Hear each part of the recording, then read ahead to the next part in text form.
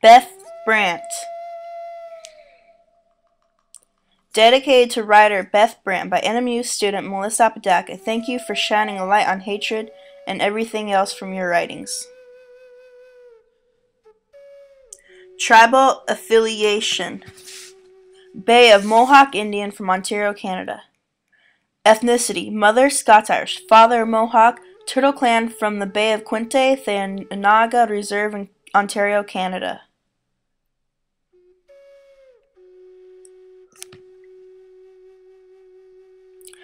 Home/birth town: Detroit, Michigan. Brant grew up with her parents and fraternal grandparents.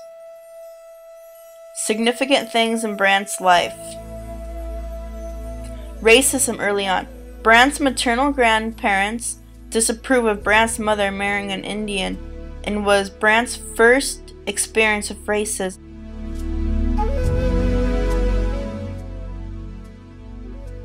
God-given talent. Brant never finished high school and did not start writing till she was 40 years of age.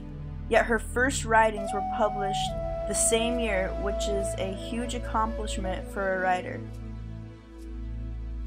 According to Brant, I was driving through Iroquois land with my partner Denise. As we were driving, an eagle swooped in front of our car. He wanted us to stop, so we did. I got out of the car and faced the eagle. We looked into each other's eyes. I was marked by him. I remember that I felt transported to another place, perhaps another time. We looked into each other for minutes, maybe hours, maybe 1,000 years, and I received a message, a gift. When I got home, I began to write. Family. When Brant was 17, she dropped out of high school to marry. She had 3 daughters. And in 1972, 14 years later, Brant divorced. She describes the marriage as angry, abusive, alcoholic, and filled with hatred. In 1976, Brant met her long-time partner, Denise Dorse. 18 years later, in 1994, Brant writes, "In my 33rd year of life, I was a feminist, an activist, and largely occupied with discovering all things female."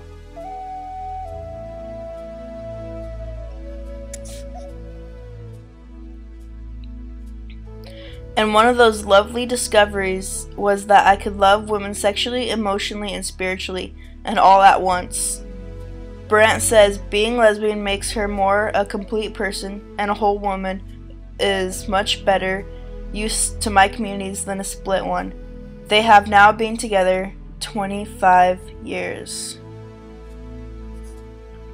Brant's character. Her stories talk about overcoming adversity, determination to honor heritage. Leadership. Brant is a voice through writing for gay and lesbians, racism, Indians, women, and mothers. Activism. Beth Brant stands up for her beliefs through her writings. You can see her as an Indian, a lesbian, a mother, and a woman activist. According to Jackie Dish and Voices from the Gap, Brant is able to take her complexities as a person and turn them into honest, straightforward writing that comes in several forms: stories, poems, essays, short stories, even lecture notes.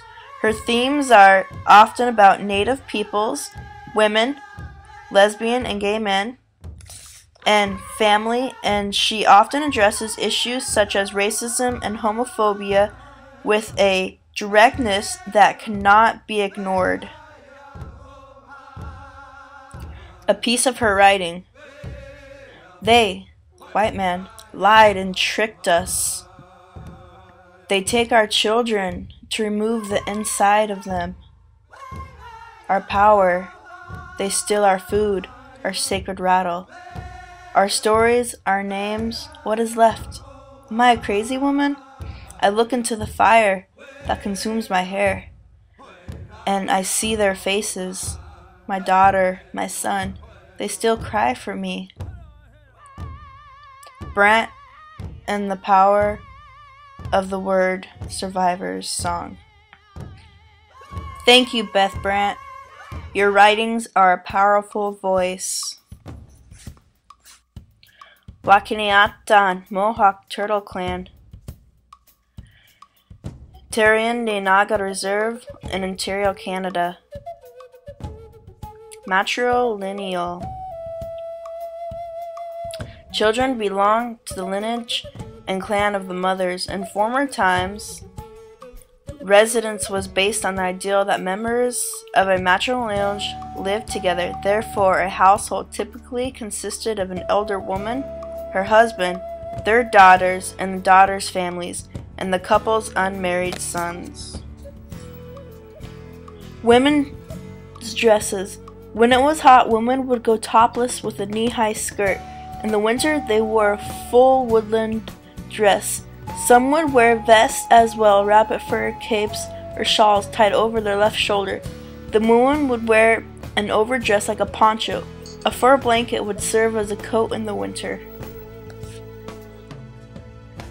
They decorated their clothes with porcupine quills, shells, beads, and dyed hair. The women also made necklaces of shell beads and animal teeth. In the northern areas, they wore leggings and breechcloths. They wore long, fashioned hair or braid and bear grease.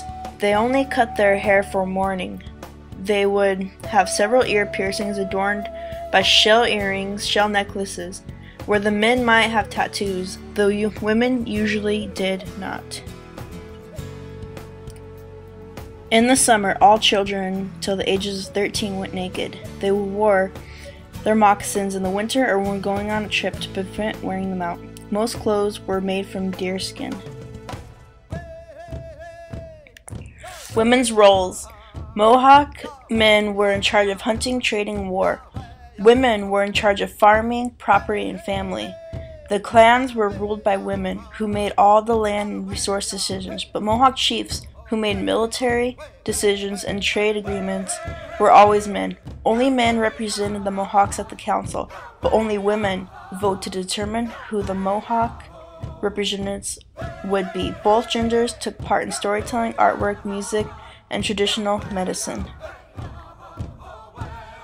Marriage ceremony. In the marriage ceremony, the man and the woman vow their commitment to the Creator, Mother Turtle, to be together for life, because divorce is not permitted. Ownership of property. Mohawk women basically owned and was in charge of everything, because they are the head of the household. But the men did the manly things like hunt and trade and represent the clan, but the women chose who was to represent the clan. Here's some interesting facts about the Mohawk natives. 3 tribes of Mohawks who lived throughout New York, USA, all the way up to Ontario, Canada. The Bear Clan, the Wolf Clan, and the Turtle Clan.